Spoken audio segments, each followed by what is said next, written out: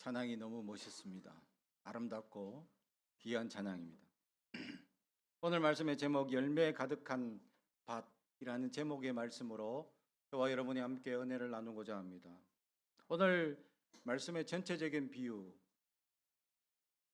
하나님께서 7가지 비유로 천국에 대한 이야기를 하신 내용입니다. 그 중에 오늘 4가지 밭, 그 다음에 알곡과 가라지라는 비유의 말씀 2가지만 우리가 묵상을 하고자 합니다.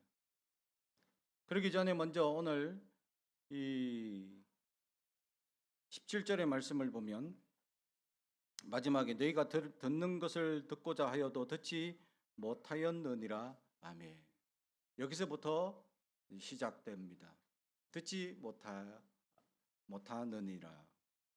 하나님 말씀을 비유로 말씀하셨는데 듣지 못하는 사람들이 있다라는 것이죠. 그들이 바리새인이고 사두개인들입니다. 예수님께서 무엇라고, 천국은 뭐라고 딱 비유로 말씀하시고 말씀이 무엇인지, 은혜가 무엇인지, 감격이 무엇인지 딱 집어서 말씀하고 있는데도 그들은 못 알아듣습니다. 왜냐하면 그들은 천국을 지상적이고 정치적인 왕국으로 이해했기 때문이죠. 메시아가 오시면 열방을 심판하고 잃어버린 다윗의 왕권을 다시 되찾고 이스라엘의 영광을 회복할 것으로 그들은 판단하고 있었습니다. 그러나 오늘 예수님께서 그러기에 이들은 예수님의 말씀하시는 천국과 그들이 생각하는 천국이 달랐기 때문에 이해하지 못하고 깨달지 못합니다. 깨달지 못하고 이해하지 못하는 것은 내 생각과 주님의 생각이 다를 때 깨달지 못한다라는 사실이죠. 다시 말하면 내 생각에 잠식되면 하나님이 아무리 좋은 말씀을 우리에게 알려줘도 내 생각에 잠겨서 그것을 깨달지 못하는 상태가 될 수 있다라는 것을 보여주죠. 그래서 오늘 말씀에는 4가지 밭 비용은 이 하나님의 말씀을 내가 어떻게 수용하느냐, 거기에는 우리 인간의 책임이 있다라는 것을 지적하고 있는 것입니다. 그래서 말씀을 어떻게 내가 듣고 있고 어떻게 깨닫고 있고 어떻게 인내해서 하나님의 영적인 책임감을 주는 그 책임을 내가 가지고 이 말씀을 깨닫고 있느냐라는 것이죠. 주님의 말씀은 지적으로 그냥 인정한다, 그 말씀 맞다 라고 멈추는 상태가 되어서는 안 됩니다. 옳고 좋은 말씀, 그런 윤리를 따지는 문제, 그러면 세상의 상담가들, 훌륭한 사람들의 이야기를 들으면 됩니다. 우리 교회라는 공동체에서는 십자가, 주님의 사랑을, 복음을 전하는 곳이고, 그래서 그것이 인정이 아니라 아멘 하고 내 내면화, 받아들이는 작업이 필요하다라는 사실이죠. 사랑하는 성도 여러분, 주님을 온전히 받아들일 수 있는 우리가 되길 주님의 이름 축복합니다. 그래서 우리는 하나님의 말씀을 잘 듣고 잘 이해해야 합니다. 17절에 오늘 말씀 보았던 것처럼 제대로 듣지 못하고 깨닫지도 못하는 상태가 되어버린 그들에 대해서 지적하고 있습니다. 그들은 귀가 있었습니다. 그들은 들리는 그 마음이 있었습니다. 그럼에도 불구하고 왜 듣지를 못하느냐라는 것이죠. 우리는 본다, 듣는다라는 단순한 물리적인 현상을 의미하는 것이 아닙니다. 천국 비밀은 하나님의 말씀을 깨닫는다, 이해한다, 그 깊이 있게 나아가는 수준이 있어야 한다라는 것을 오늘 성경은 우리에게 말씀해 주고 있는 것이죠. 그래서 보고자 하여도, 듣고자 하여도 듣지 못하고 깨닫지 못한다라는 말씀입니다. 그래서 이 하여도라는 이 말씀을 욕심을 낸다라는 뜻을 가지고 있는데, 아무리 세상적 소망을 가지고 욕심을 가지고 있는 듯 하여도 말씀을 제대로 들려지지 않는 상태를 말씀하고 있는 것이죠. 그래서 그들은 하나님의 약속을 받은 하나님의 사람으로 있음에도 불구하고 그들은 하나님 말씀을 제대로 들려지지 않는 연약한 상태로 지금 빠져버린 모습이 되어져 있다. 하나님이 선택한 이스라엘 유다 백성임에도 불구하고 예수님의 말씀은 들려지지 않는 가려진 상태로 있는 그들의 어리석은 모습을 보여주고 있는 것이죠. 사랑하는 성도 여러분, 우리도 그렇습니다. 하나님의 말씀을 내가 안다, 또 이해한다, 여기에 머물러서는 안 된다라는 것이죠. 내가 그 말씀을 믿는다라는 아멘의 상태로 나아갈 수 있어야 하는 것입니다. 우리는 이해한다. 교회는 지식을 전달하는 곳이 아닙니다. 교회는 하나님의 말씀은 어려운 거 여러분들에게 설명해주고 이해시키는 곳이 아닙니다. 믿음이라는 것을 다지는 것이고 결단하는 것이 교회입니다. 사랑하는 성도 여러분, 우리 안에 그러한 믿음과 결단이 있어야 하는데, 그러한 믿음과 결단이 있느냐, 아니면 인정한다, 또 새로운 지식을 배웠다, 이해한다라는 정도에서만 머물러 있어서는 안 된다라는 것이죠. 그 하나님의 믿음으로 살아가는 수많은 사람들 중에서도 그 사람들이 어떤 시험이나 환난이 찾아오면 넘어지기 쉽기 때문입니다. 성경에는 세례 요한에 대한 이야기가 나옵니다. 세례 요한이 감옥에 가 있을 때 어떤 현상이 나타났습니까? 제자들을 예수님께 보내어 오실 이가 당신입니까? 라는 질문을 하게 하라. 그 답을 듣고 오라 라고 질문합니다. 그 질문을 하는 이유가 무엇일까? 환난을 당하니까, 죽을 위기에 속하니까 그가 흔들리고 있는 모습을 보여줍니다. 세례 요한이 흔들리고 있었습니다. 사랑하는 성도 여러분, 그가 어떤 사람입니까? 수많은 사람들을 회개케 하는 세례를 주던, 그래서 별명이 세례 요한입니다. 그리고 주님을 만났던 사람입니다. 그리고 주님 앞에 자기가 어떤 존재인지 고백한 사람입니다. 주님 앞에 자기는 신발끈도 풀기도 감당하지 못할 존재임을 인식하고, 또 어떤 역사가 있었습니까? 하늘에서 음성을 들었습니다. 이는 내 사랑하는 아들이다 라는 음성을, 내 사랑하는 아들이라 음성을 분명히 들었던 사람이고, 성령이 비둘기같이 임재하는 역사를 본 사람입니다. 듣고 보고 체험한 사람입니다. 그런데 환난이 닥치자 흔들립니다. 오실 이가 근지 다시 물어볼 이유가 있겠습니까? 확신이 있었다면, 분명하다면. 사랑하는 성도 여러분, 우리가 오래 믿었다, 그렇다고 안 흔들리느냐? 아니라는 거죠. 내가 오랜 세월 어려서부터 신앙생활을 했다, 그래서 경험도 있고 음성도 들었고 하나님의 말씀도 알고 사랑도 알고 주님의 역사가 무엇인지도 알아도 우리는 흔들릴 수 있다라는 것을 세례 요한을 통해 보여줍니다. 사랑하는 성도 여러분, 누구나 그 흔들림에는 누구나 벗어날 수 없습니다. 그래서 환난과 어려움과 문제가 닥쳐왔을 때 우리가 어떻게 반응하고 어떻게 나아갈 것이냐라는 것에 대해서 오늘 성경은 우리에게 말씀해 주고 있습니다. 그러면서 고린도전서 10장 12절, 그런즉 선줄로 생각하는 자는 넘어질까 조심하라고 말씀합니다. 우리는 선지자가 아니고 또 우리가 하나님의 말씀을 그렇게 잘 이해하는 자가 아님에도 우리는 선지자와 같은 세례 요한도 흔들리고 하나님의 말씀을 들었던 수많은 선지자들도 시험과 환난 가운데서 넘어진 역사들을 보게 되는데, 우리라고 넘어지지 말고 흔들리지 말라고 하는 그 확신은 우리는 확신할 수 없다라는 사실이죠. 그러므로 우리는 하나님 말씀을 이해한다, 좀 들었다, 그 지식은 내가 알고 있다 라는 수준에서 머물고 있어서는 안 됩니다. 그 말씀이 내 안에 놀랍게 역사한다, 그 말씀이 나의 삶을 이끌어 가심을 느꼈다 라는 감동과 은혜가 있어야 하는 것이죠.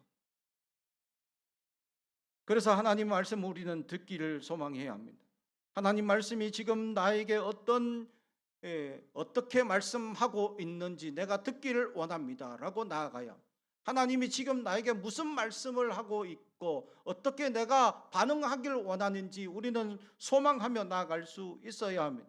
그리고 그 말씀인데 그 안에서 깨달아지고 감동이 있도록 기도하는 마음과 소망의 간절한 믿음으로 우리는 나아가야 합니다. 주여, 내가 귀가 있으나 들리지 못하고 내가 지식이 있고 뇌가 있는데도 하나님 말씀을 보는데도 깨닫지 못하는 어리석음을 용서해 달라고 참회하고 하나님 말씀을 볼 때마다 들을 때마다 깨닫고 깊이 있는 은혜의 역사를 있게 해달라고 소망하며 나아갈 수 있어야 한다라는 것입니다. 우리는 단순히 보는 것에서 멈추는 것이 아니라 더 깊은 하나님의 역사를 깨닫는 저와 여러분이 되길 주님의 이름으로 축복합니다. 두 번째는 우리는 어떤 마음의 밭의 상태인지를 살펴볼 수 있어야 합니다. 오늘 18절부터 23절은 우리가 잘 알고 있는 네 가지 밭에 대한 비유입니다. 그것은 우리의 마음의 상태를 표현해 주고 있는 것입니다. 첫 번째, 길가밭은 굳어진 마음이죠. 그것은 많은 사람들이 다녀서 다져진 상태의 밭입니다. 더 이상 밭이라고 하기엔 넘어선 길인 상태인 것이죠. 이는 많은 사람들이 들락거려 세상의 마음이 빼앗겨 더 이상 말씀이 들어오지 않는 상태를 표현하고 있는 것입니다. 이런 사람들에게는 영적 훈련이 필요합니다. 단순한 영성 훈련의 가장 기초는 단순한 삶입니다.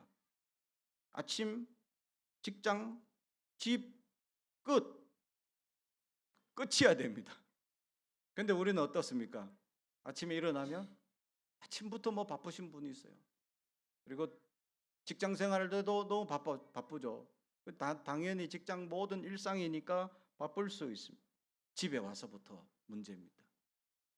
여기서부터 우리는 가사를 하면서 이렇게 생활 가운데 일상을 보내야 되는데 그러지 않고 내 다른 취미 생활이나 사람을 만난다고 복잡한 생활로 나아간다면 우리는 영적 깊은 통찰력을 얻을 수 없습니다. 길가밭은 온갖 사람들을 만나고 그것을 즐기고 온갖 모임과 여러 취미 생활로 일상이 바쁜 상태를 의미합니다. 들락날락 계속 밟아져서 다져진 마음의 상태죠.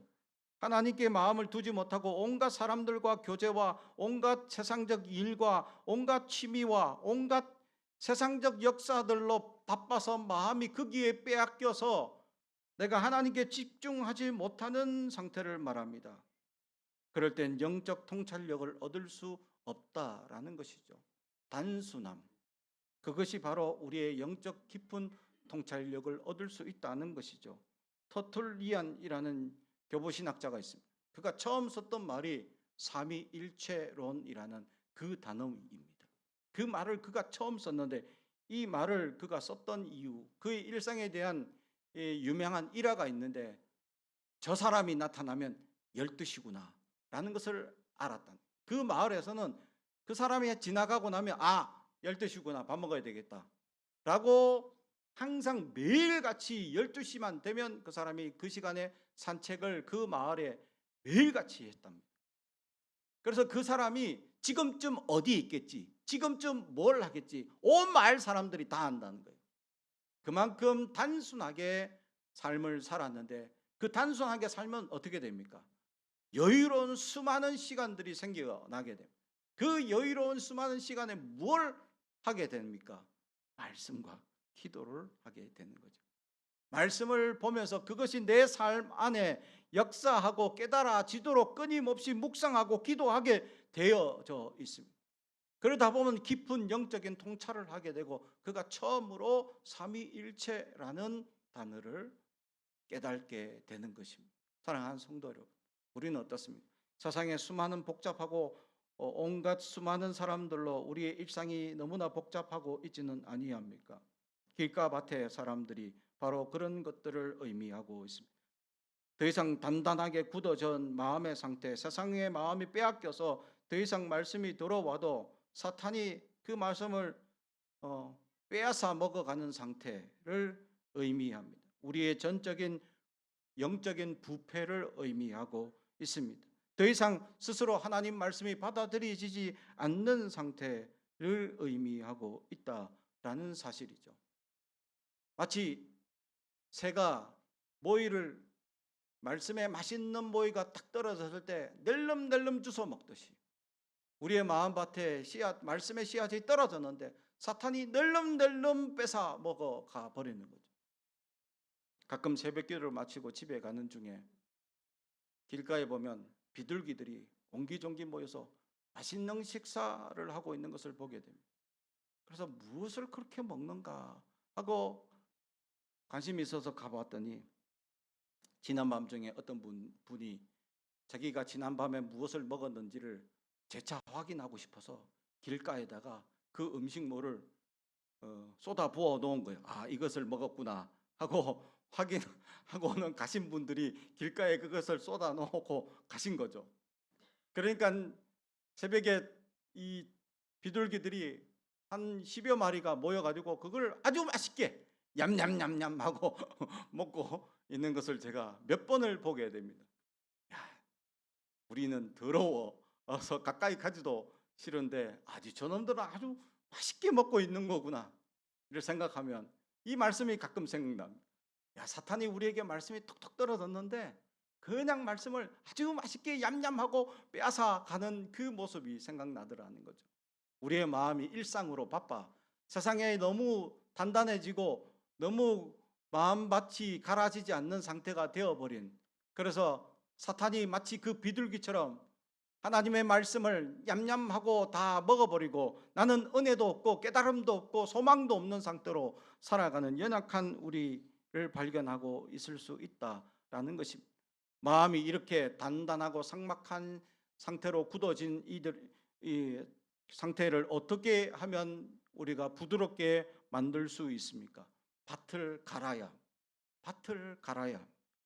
그런데 이건 보통 밭이 아니죠. 여러분 농사 지어 보신 분들은 알 겁니다. 일반 늘 밭을 갈던 밭은 부드러워서 잘 갈립니다. 그러나 단단하게 굳어진 밭은 어떻게 합니까? 웬만한 힘으로는 이 삽질이 되지 않습니다. 단단하게 굳어서 많은 노력과 시간, 힘이 필요하기 때문입니다. 다시 말하면 마음이 굳어지고 단단해진 만큼 그만큼 더 하나님께 나아가야 합니다. 내가 지금 세상에 너무 많이 빼앗겨 나의 복잡한 생활들로 하나님께 나아가지 못하고 기도하지 못한다면 나는 하나님의 시간들을 더 많이 늘리고 더 많이 기도하는 시간들을 늘려야 합니다. 많은 예배의 시간에 참석하려고 노력하고 새벽마다 깨워서 주님 앞에 기도해야지 그나마 마음밭이 갈아엎어져서 부드러워질 수 있기 때문입니다. 이 단단한 상태로 굳어진 상태로 우리의 마음을 방치하게 된다면 사탄은 끊임없이 말씀을 우리에게 먹어갈 것이고 아무리 말씀이 들어온다고 한들 나는 지금 그 말씀을 깨닫지 못하는 상태, 이걸 병으로 표현하면요 말기암 환자 상태입니다. 여러분이 말기암에 걸렸다면 어떻게 해야 할 것입니까? 당장 수술을 해야 합니다. 당장 수술하고 항암 치료를 시작해야 하죠. 두렵고 떨리지 않습니까? 근데 내가 지금 항암 상태를 해야 되는, 또 수술을 해야 되는 지금 말기암 상태임에도 문제는 내가 그런 상태인지도 깨달지 못하는 것이죠. 사랑하는 성도 여러분, 우리는 이 급박한 지금 상태인지 돌아볼 수 있어야 합니다. 내가 지금 세상의 일로 바빠, 수많은 사람들의 일상에 바빠 하나님 말씀을 그 바쁘다는 핑계로 보지 못하고 굳어지고 단단해져 있다면 우리는 지금 하나님을 망각하고 인식하지 못하는 단계, 말기암 환자로 지금 살아가고 있는 것을 깨달아 우리는 하나님 앞에 회개하고 참회하며 하나님께 나아갈 수 있어야 합니다. 우리의 지금 상태로 이것을 내버려 두게 된다면 주님이 도적같이 임하여 불행을 경험하게 될 수도 있다라는 사실을 깨닫는 저와 여러분이 되길 주님의 이름으로 축복합니다. 두 번째는 돌짝밭과 같은 상태입니다. 감정은 있지만 뿌리가 없는 상태이죠. 환란이 오면 곧 넘어지는 상태입니다. 신앙은 감정만으로 유지되는 것이 아닙니다. 그래서 21절 잠시 견디다가라고 말하고 있습니다. 환난과 핍박에도 불구하고 잠시만이라도 적극적인 인내로 견디지 않았을까라고 우리가 좋은 면으로 생각하면 좋겠지만 그렇지 않습니다. 그냥 잠시 머물다가 지나가게 내버려 두는 상태일 뿐입니다. 하나님의 깊은 은혜의 깨달음이 없고 하나님 말씀이 뿌리내지 못하여 내 삶의 변화가 없고 곧 넘어지고 실족하게 되는 신앙을 의미하는 것이죠. 그래서 21절 후반에 말씀을 인하여 환난이나 핍박이 일어날 때에는 일어난다. 환난과 핍박이 우리의 삶에 반드시 일어나게 되어 있고 이 발생되고 일어나는 현상이 일어났을 때에 우리가 어떻게 반응해야 할 것이냐. 근데 그 말씀 중에 가만히 보면 중요한 말씀이 하나 있습니다. 이 말씀으로 말미암아. 요게 이 돌짝밭의 핵심 단어입니다. 은혜를 받았는데 와 좋은 말씀이다 하고 받았는데 근데 묵상하면 할수록 내가 그렇게 살 수 있을까? 라고 두려운 마음을 가지는 사람들입니다. 말씀 때문에 흔들리고 말씀 때문에 시험받고 넘어지는 사람들입니다. 그리고 그래서 이런 사람들은 말씀을 취사 선택하는 그런 상태로 되어가게 되죠. 어떤 말씀은 좋은데 어떤 말씀은 내 취향이 아니다라고 듣지 못합니다. 어떤 말씀은 아멘 하고 받아들입니다. 근데 어떤 말씀은 침묵합니다. 이 아멘 하고 받아들이는 그 말씀은 대부분 그 사람들은 축복의 말씀이죠. 다 잘 될지어다 아멘. 다 축복받을지어다 아멘. 다 건강할지어다 아멘. 이렇게 합니다. 그런데 다 십자가 져라 하면 아멘. 가만히 있습니다. 다 제자가 되어 헌신적으로 살아라 하면 또 아멘 안 합니다. 그리고 주님 말씀대로 순종하며 살지어다 하면 아무 말도 없습니다. 여러분 어떻습니까?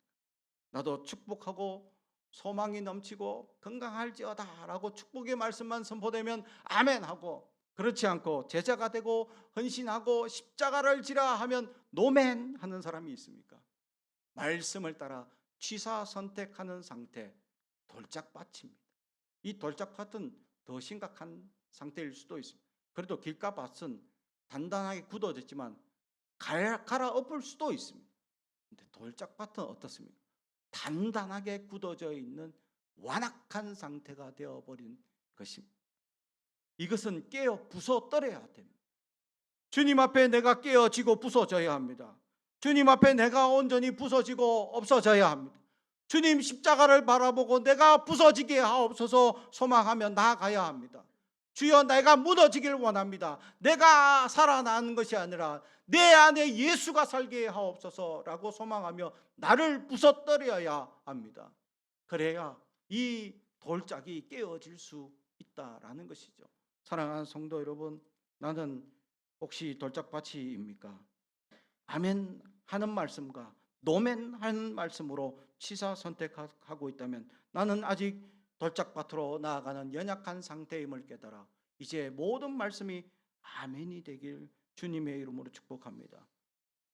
세 번째는 가시떨기 상태입니다. 세상 염려, 재물의 유혹의 말씀이 열매를 맺지 못한다라고 오늘 말씀하고 있는 것이죠. 22절 가시떨기에 뿌렸다는 것은 말씀을 들으나 세상의 염려와 재물의 유혹의 말씀이 막혀 결실하지 못하게 된다라는 것이죠. 여기에서 우리가 자세히 이 직역을 하게 되면 세상의 염려와 부요함의 속임수가 그 말씀을 완전히 질식시켰습니다 라는 것입니다. 말씀이 내 안에 들어오게 되지만 그 말씀이 온전한 열매를 맺기까지는 나아가지 못하고 염려와 또 부요함의 속임수에 빠져서 하나님께 온전히 나아가지 못하는 상태로 있다라는 것이죠. 여기서 부요함의 속임수, 재물의 유혹이라는 단어가 그 단어입니다. 물질의 풍요에는 속임수가 있습니다. 우리가 그 속임수에 빠질 수 있다라는 것이죠. 하나님께서 물질을 주신 축복은 분명합니다. 내 주변을 돌아보라는 것입니다. 하나님 나라를 위하여 또 내 이웃을 위하여 그 물질을 사용하라라고 분명히 주신 물질의 축복입니다. 그렇지 아니하고 이생의 자랑을 위하여 또 일신의 평안을 위하여만 사용한다면 우리는 속임수에 빠져 있습니다. 그렇게 된다면 말씀에 막혀서 더 이상 들려지지 않아 질식된 상태임이라는 것을 오늘 성경은 우리에게 보여주고 있는 것이죠.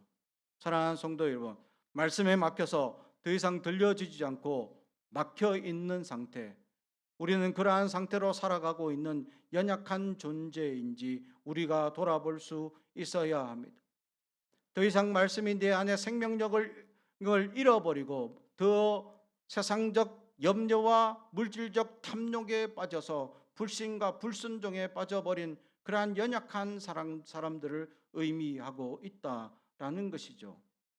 그 사람들은 자기 지배에 빠지고 세상 염려와 재리의 탐욕 및 그로 인한 그릇된 가치관 때문에 말씀을 듣기는 하되 마음에 받아들여지지 않는 그런 상실한 상태를 의미하고 있다라는 것입니다. 마지막으로 좋은 땅의 상태, 성령님께서 마음을 새롭게 하신 사람들입니다. 말씀이 들어올 때마다 아멘 하고 받아들입니다. 그리고 이 말씀을 매는 반드시 열매를 맺게 되어져 있습니다. 그 열매는 30배, 60배, 100배가 중요한 것이 아니라 열매가 있다라는 것을 보여줍니다. 다시 말하면 좋은 이 밭을 가지고 있는 심령들은 열매가 저절로 맺히게 되어져 있는 것입니다. 다시 말해 좋은 땅은 본질적으로 하나님 말씀을 잘 깨닫는 사람들을 의미하고 있다라는 것입니다. 깨닫는다라는 이 말은 하나님의 원래 이 말이 이 두 개의 사물을 하나로 합친다라는 단어의 뜻을 가지고 있습니다. 다시 말하면 사람의 생각과 지각에 그 인식되는 그 대상을 하나로 포개어 합침으로 마음속으로 결합한다라는 의미가 나타나는 단어입니다. 내 지식, 내 경험, 내가 가지고 있는 모든 상황과 하나님의 말씀이 하나로 합쳐지는 단계, 그것을 깨닫는다.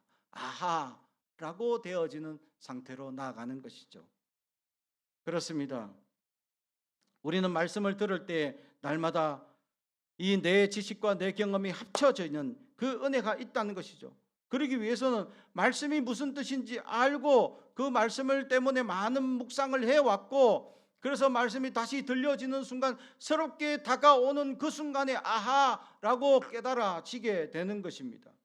우리는 우리의 생각, 경험, 가치관, 모든 사상들이 하나님의 은혜와 겹쳐지고 포개어져서 하나님의 사람으로 점점 깊어지는 단계, 그것이 바로 결국 열매가 저절로 맺혀지는 단계, 좋은 땅의 사람들입니다.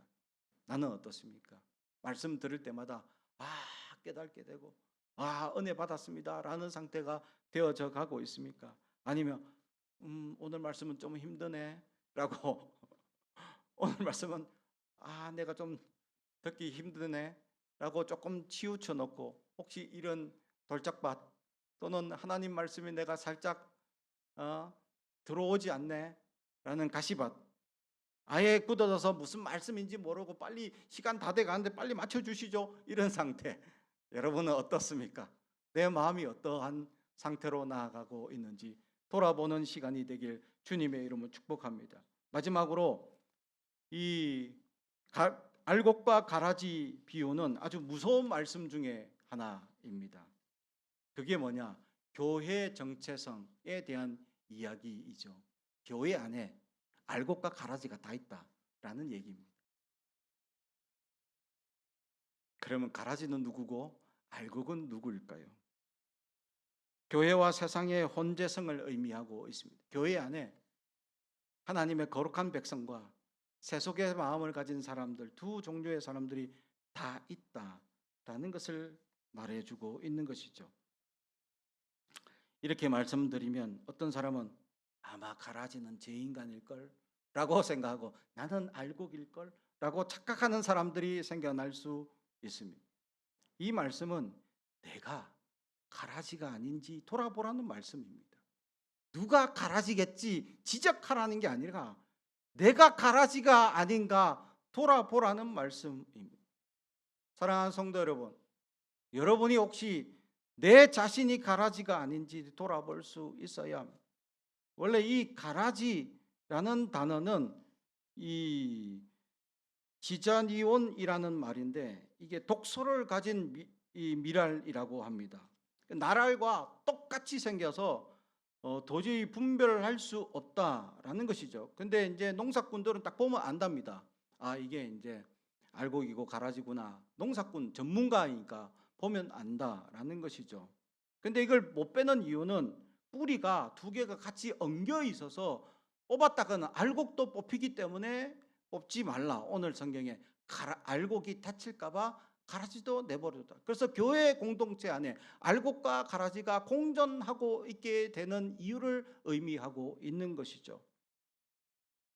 그러나 마지막 때에 유보된 심판, 지금은 심판하지 않으나 언젠가는 심판하실 그 심판이 유보된 상태로 살아가게 되는 그 사람들, 언젠가는 심판을 받게 됩니다. 여기에 특징이 몇 가지 있습니다. 전문가가 아닌 이상 구별하기 힘들다라는 사실이죠. 원로 목사님 전문가이죠. 알 겁니다. 물어보십시오. 제가 알곡입니까? 가라지입니까? 물어보십시오. 그러면 원로 목사님께서 아마 알곡이다라고 대답해 주실 거예요. 전문가들은 보입니다. 알곡인지 가라지인지. 그러나 내버려 두죠. 알곡이 되라고 기도합니다. 할렐루야. 사랑하는 성도 여러분, 누가 알곡이냐 가라지냐 중요한 게 아니에요. 내가 알곡이 되도록 노력해야 합니다. 내가 알곡인지 노력하고 알곡으로 살아가려고 노력해야 합니다. 두 번째 특징이 뭐냐? 자기가 알곡인 줄 착각합니다. 알곡은 열매가 반드시 있습니다. 근데 가라지는 열매가 없습니다. 알곡은 열매에 집중하는 삶을 살지만 가라지는 자기만의 삶을 즐깁니다. 알곡은 열매 때문에 희생합니다. 가라지는 희생하지 않습니다. 알곡은 열매가 전부입니다. 가라지는 자신과 가족만이 전부입니다. 알곡은 열매를 위해 교회 공동체에 헌신적인 인정을 받습니다. 가라지는 인정받지 못합니다. 알곡은 주변의 사람들이 인정합니다. 가라지는 주변 사람들이 인정해주지 않고 한 걸음 더 나아가 누구도 나를 평가하는 것 자체를 싫어합니다. 알곡은 열매를 위해서 자신의 목숨마저 드립니다. 가라지는 절대 타자를 위하여 목숨을 걸지 않습니다. 알곡은 십자가가 보입니다. 가라지는 그 사람만 보입니다. 알곡은 자신이 가라지일지 두려워합니다. 알곡은 주변 환경을 탓하고 자신만 집중합니다. 여러분은 알곡입니까? 가라지입니까? 사랑하는 성도 여러분, 우리는 알곡이 되기 위하여 열매가 맺히도록 노력하는 저와 여러분이 되길 주님의 이름으로 축복합니다. 기도하겠습니다. 사랑과 정이 가득하신 아버지 하나님,